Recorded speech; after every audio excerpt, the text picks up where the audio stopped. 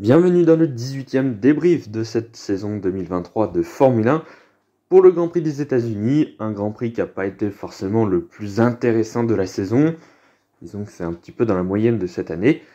Nous, on va faire le débrief. N'oubliez pas de liker, partager, commenter et surtout vous abonner à la chaîne, c'est très important.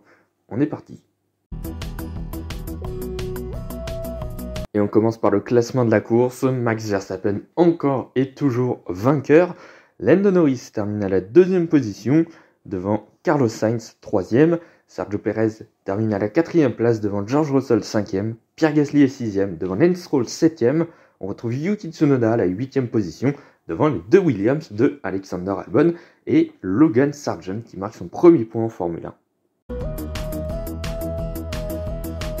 Qu'est-ce que vous voulez que je vous dise ? Max Verstappen, il a encore gagné. C'est sa 15e victoire en 18 courses cette saison. C'est juste phénoménal. Il a remporté les 13 des 14 dernières courses. C'est juste phénoménal. Encore un week-end très solide de Max Verstappen. Alors même si ce week-end, la marge était un petit peu moindre. Le vendredi après-midi, un track limit lui coûte la pole position. Il doit partir 6e de la course principale. Mais à part ça, c'est le perfect. Pole position en shootout. Vainqueur facile de la course sprint. Et puis ensuite, en course principale, il a eu un peu plus de mal. Mais au final, c'est une 50e victoire en carrière. Alors assez bizarrement, Max Verstappen a dû attendre la mi-course pour prendre la tête de la course à Lando Norris. Alors il était sujet à des problèmes de frein à partir du début de la course, apparemment. Donc, pas facile de gérer tout ça. D'ailleurs, on l'a beaucoup entendu crier à la radio, à peu près toute la fin de course. Mais bon, il a géré, même avec la pression de Lewis Hamilton derrière. Et puis bon, même si le Britannique était passé devant finalement, vu qu'Hamilton a été disqualifié, dans tous les cas, il aurait gagné. Alors attention quand même, pour Red Bull, la concurrence revient petit à petit sur l'équipe autrichienne. McLaren et Mercedes, parfois Ferrari, arrivent à titiller un petit peu l'équipe autrichienne. Mais bon, même avec ça, Verstappen et Red Bull sont toujours devant. Mais attention parce que la marge commence à se réduire un petit peu. Et pour les dernières courses, eh bien peut-être que Red Bull va peut-être rater le coche une deuxième fois cette année.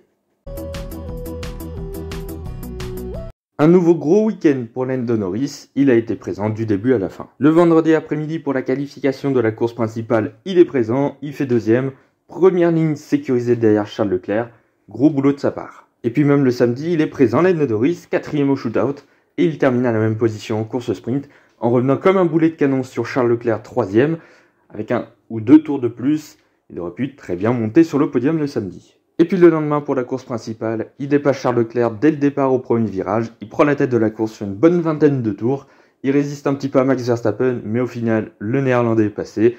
Après il a un rythme assez moyen en deuxième partie de course, pas le rythme qu'il avait en première partie de course, il se fait dépasser ensuite par Lewis Hamilton et se fait légèrement rattraper par Carlos Sainz, même si ce n'a pas été une menace. Avec la disqualification de Lewis Hamilton, finalement Lando Norris termine deuxième.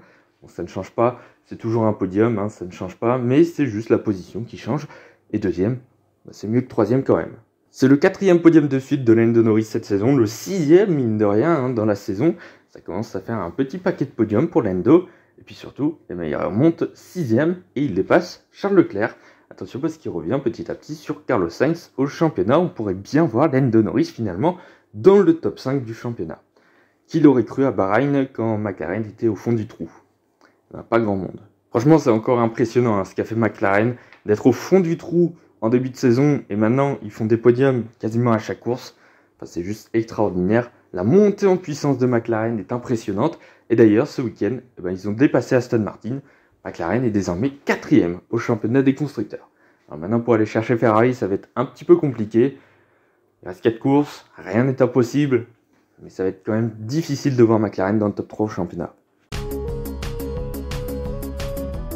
Week-end aussi compliqué pour Ferrari, qui avait le rythme en qualification, mais pas le rythme de course le samedi après-midi et le dimanche après-midi. J'ai envie de dire un petit peu depuis le début de la saison, c'est la même chose. Ferrari est présente en qualification, il n'y a pas de souci sur un tour, elle fonctionne cette Ferrari, mais pour une course complète, c'est beaucoup plus compliqué. Pour Carlos Sainz, ça a été un week-end assez plat, on ne l'a pas vu tout devant non plus, mais ça reste très correct finalement, et il fait mieux au total que Charles Leclerc. Alors en qualification, 4e, c'est plutôt pas mal. Avec la shootout où c'est un peu plus compliqué, 6e. En course sprint, il termine à la même position. Et puis en course principale, il fait une belle course. En fin de course, il dépasse Charles Leclerc pour aller chercher la 4e position. Il revient un petit peu sur Lando Norris. À un moment donné, il roulait plus vite, mais en fin de course, il a un petit peu calé sur le rythme. Et puis au final, avec la disqualification de Lewis Hamilton, il est récompensé par un petit podium, le 3e cette saison. Pour Charles Leclerc, c'est terrible parce que les qualifications, elles sont encore très bonnes. Et même la course au sprint, elle est bonne. Il y a juste la course principale où ça comptait le plus, où ça a été très compliqué. Et puis au final, ça s'est terminé par une disqualification. Pour les qualifications de la course principale, il n'y a rien à dire. Pole position de Charles Leclerc, un peu aidé par le track limit de Verstappen, certes. Mais ça reste une belle pole position pour Charles Leclerc. En shootout, il verrouille la première ligne derrière Max Verstappen. La course au sprint, elle est un peu plus compliquée. Le rythme de course de Leclerc était bon, mais sans plus. Puis surtout, à 1 ou 2 tours près, comme je le disais tout à l'heure, Lando Norris, lui, serait passé devant. Il est revenu comme un boulet de canon. Leclerc termine sur le podium de la sprint, mais ça s'est joué à pas grand-chose. En revanche, la course du dimanche a été catastrophique pour Charles Leclerc. Dès le départ, il perd l'avantage de sa pole position. Lando Norris lui passe devant. Puis ensuite, le rythme est assez moyen pour Charles Leclerc. Ajoutez à cela une stratégie pas très convaincante d'un arrêt seulement. Ça n'a pas payé. Et à la fin, il a dû laisser passer Carlos Sainz. Il s'est fait dépasser par Sergio Perez. Et à 1 ou 2 tours près, il se faisait aussi dépasser par George Russell. Alors Charles Leclerc, il a été présent la majorité du week-end. Il fait un beau week-end. Le problème, c'est le dimanche pour la course, là où ça compte le plus.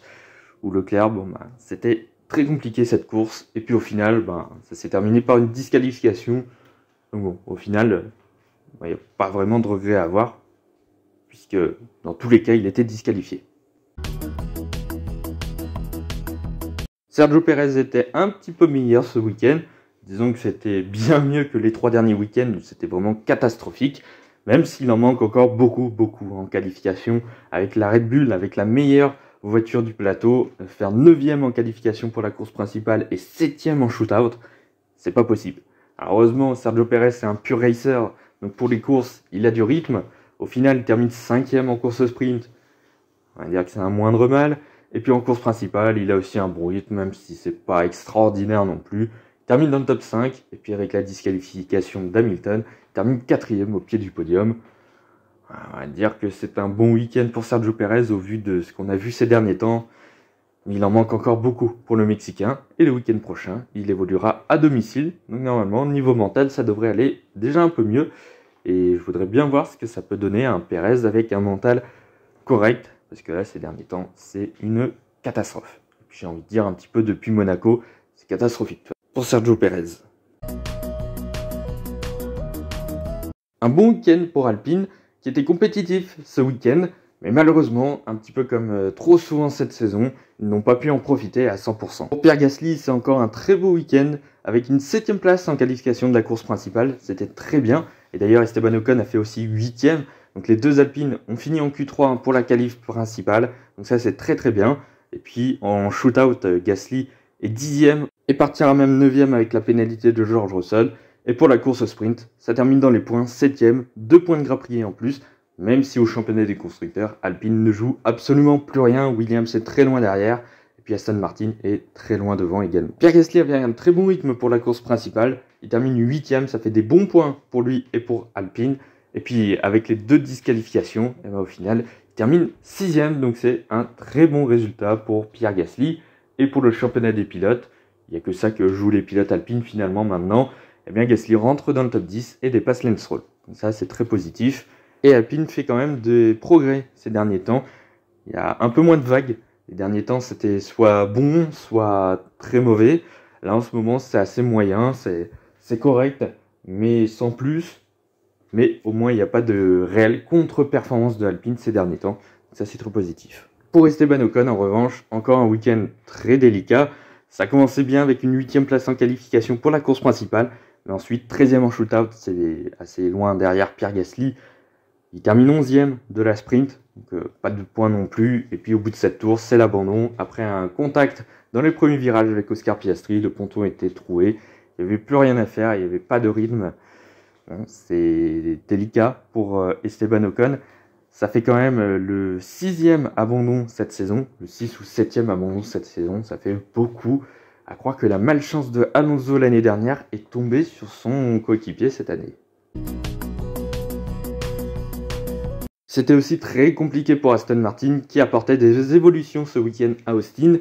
Eh ben, ça n'a tellement pas marché qu'au final, ils les ont retirés pour la course principale. C'est pour ça que les deux voitures sont parties descendre. Enfin, c'était vraiment galère. Et au final, ils s'en sortent pas si mal en termes de points. 6 points glanés pour la course principale. C'est un moindre mal, franchement. Et encore, ils auraient même pu faire mieux. Pour Lance Stroll, un petit peu comme d'habitude, qualification, il se fait éliminer en Q1. Mais cette fois-ci, Alonso se fait aussi éliminer en Q1. Donc bon, ça passe un peu mieux. Il passe en Q2 pour la shootout quand même. Malheureusement, il a des problèmes de frein en course au sprint, c'est l'abandon. Mais en course principale, il avait un très bon rythme. Et globalement, Aston Martin, les deux voitures, avaient un bon rythme en course principale. Et au final, parti des stands, et parti surtout dernier, eh bien, Lance Stroll remonte au 9e rang à la régulière. Et avec les 2 disqualifications, il termine 7e. C'est ses premiers points depuis le Grand Prix de Belgique. Autant dire que depuis la pause estivale, le Canadien n'avait toujours pas marqué de points. Ouais, c'est désespérant. Enfin bon, une très belle course de Lance Stroll, comme quoi les miracles, ça arrive. Mais au final, week-end positif pour Lance Stroll, même si ça avait pas bien démarré du tout. Pour Fernando Alonso, un petit peu la même sauce. Alors en qualification, c'est catastrophique, il fait 17e, il est éliminé en Q1. Alors que sur toutes les qualifications précédentes depuis le début de la saison, il n'a fait que des Q3, et là il ne passe même pas en Q2. C'était une catastrophe, en shootout ça va un peu mieux, mais ça passe pas non plus en Q3 avec une 12e position. C'est assez faible. En course sprint, il n'y a pas de rythme, il termine 13e. C'est très compliqué. Par contre, un peu comme Lance Stroll, il a un très bon rythme pour la course principale avec une voiture sans les évolutions finalement. Il a un bon rythme, il se retrouve, je crois, 9e à un moment donné, juste devant Lance Stroll. Malheureusement, il y a un problème sur sa voiture, il doit abandonner. Franchement, c'est terrible parce qu'Alonso aurait pu marquer de beaux points encore. Avec cette 7e place, il aurait pu se rapprocher un petit peu finalement de Lewis Hamilton avec la disqualification. Bon, au final, ce n'est pas le cas et c'est le premier abandon de Alonso cette saison. C'est vraiment terrible parce qu'il faisait lui aussi une belle course. Notons aussi le très bon week-end de Yuki Tsunoda et qui cette fois-ci est récompensé par de très gros points pour AlphaTauri. 5 d'un coup, c'est énorme et AlphaTauri revient à 2 petits points de Haas pour la 9e place au championnat des constructeurs et à 6 d'Alfa Romeo. La P8 est totalement possible pour l'équipe italienne qui a vraiment progressé ces derniers temps. Ça fait plaisir, Yuki Tsunoda qui fait encore un week-end très solide. En qualification pour la course principale, il est éliminé en Q2 mais pour pas grand chose. Il finit 11e, premier éliminé de la Q2, même si le samedi a été très compliqué, où il termine vraiment dans les dernières positions, et surtout derrière Daniel Ricciardo, là où ça compte le plus, il est présent, il avait un bon rythme Yuki Tsunoda, et puis il se retrouve 10e, il peut se payer un arrêt au stand gratuit, il prend les pneus soft, et puis dans le dernier tour, meilleur tour, un point supplémentaire, et en plus il bénéficie des 2 disqualifications d'Hamilton et Leclerc, pour finalement terminer 8e, le meilleur résultat d'une AlphaTauri cette saison. Ça fait plaisir. Et 5 points d'un coup pour AlphaTauri, franchement, c'est des très gros points. C'est un petit peu comme une victoire pour Red Bull, j'ai envie de dire. Même si ça a été un peu plus compliqué à un moment donné dans l'année, franchement, Yuki Tsunoda, il fait le boulot cette année. Il est très bon, au final, vu la voiture qu'il a. Donc il continue, et là il est récompensé par des très gros points. C'est super pour le japonais. Chez AlphaTauri, c'était aussi le retour de Daniel Ricciardo après 5 grands prix d'absence. Et c'est franchement un bon week-end pour Daniel Ricciardo, même si au final il n'y a pas de points et en course principale il est victime d'une stratégie à un arrêt seulement, qui finalement s'est fait sur 2 arrêts. Bon, ça a été compliqué, il termine dernier de la course principale, mais franchement pour un retour c'était solide quand même pour Daniel Ricciardo. Sur un circuit qui est normalement pas trop favorable pour les Williams, ça fait une double entrée dans les points. Alors certes c'est grâce aux disqualifications, mais quand même, le week-end de Williams était quand même très bon. Alexander Albon qui fait encore un week-end de feu de Dieu. Alors bon, il y a la qualification pour la course principale qui est ratée, 18e. C'est assez loin, mais il fait Q3 en shootout. Il termine à la porte des points en course sprint, 9e. Et pour 3 dixièmes, il aurait pu marquer un petit point. Ça, c'est très bon pour Albon. Et puis en course principale, là aussi, il finit à la porte des points, 11e, mais avec un bon rythme, honnêtement, avec la Williams. C'est franchement pas mal. Et il bénéficie des 2 disqualifications pour rentrer dans les points et aller glaner 2 petits points supplémentaires. Rendez-vous compte, Alexander Albon, il est 13e du championnat avec 25 points, avec une Williams.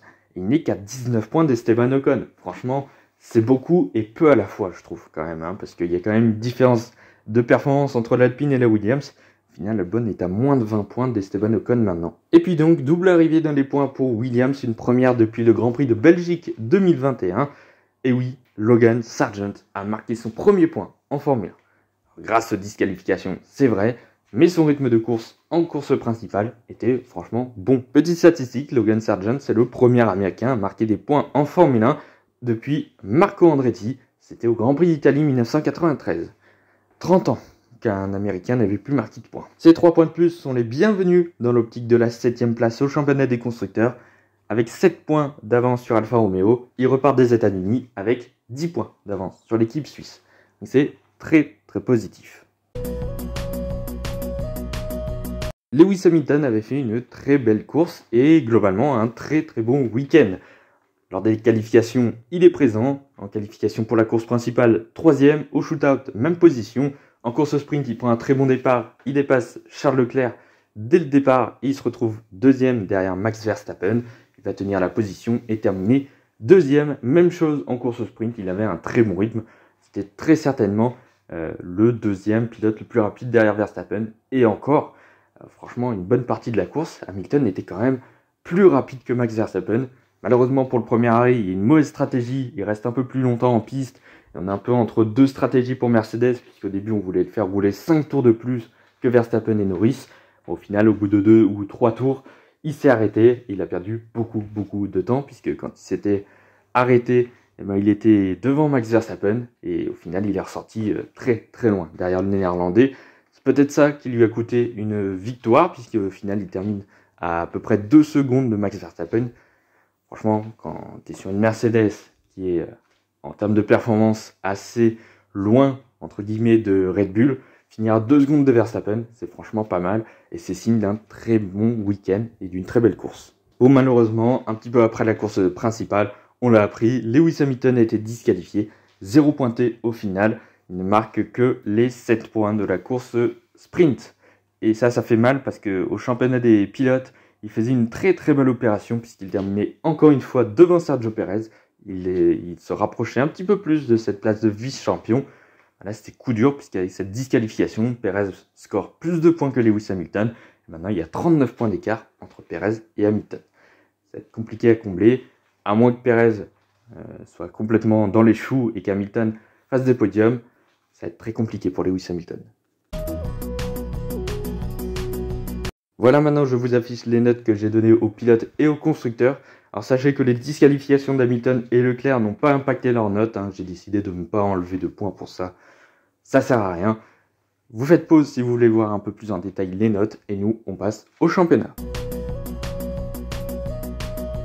Au championnat des pilotes, Max Verstappen a maintenant 466 points devant Sergio Pérez et Lewis Hamilton, qui est finalement le perdant de ce week-end américain.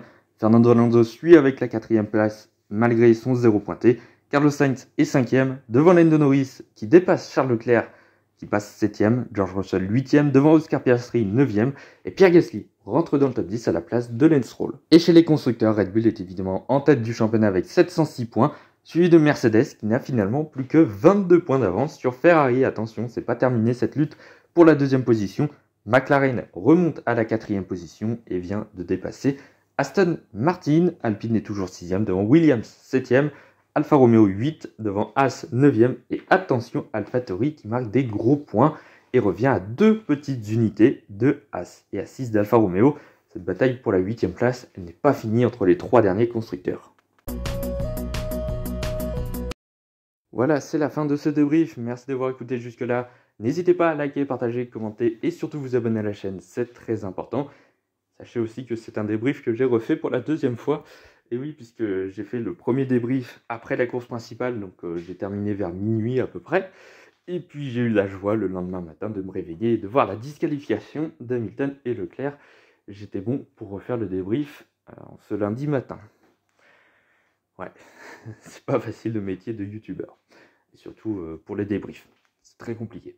Bref, je vous raconte ça, mais je pars pas plus de temps. On se retrouve jeudi pour la prochaine vidéo. On va reparler de MotoGP et notamment des vainqueurs français en MotoGP. Il n'y en a pas beaucoup, il n'y en a que 5. Et puis pour les débriefs, on se retrouve la semaine prochaine pour les débriefs du Grand Prix de Thaïlande de MotoGP et le débrief du Grand Prix du Mexique de Formule 1. Et oui, encore une fois, la nuit va être courte la semaine dernière. comme cette semaine. Bref, à bientôt pour de nouvelles vidéos.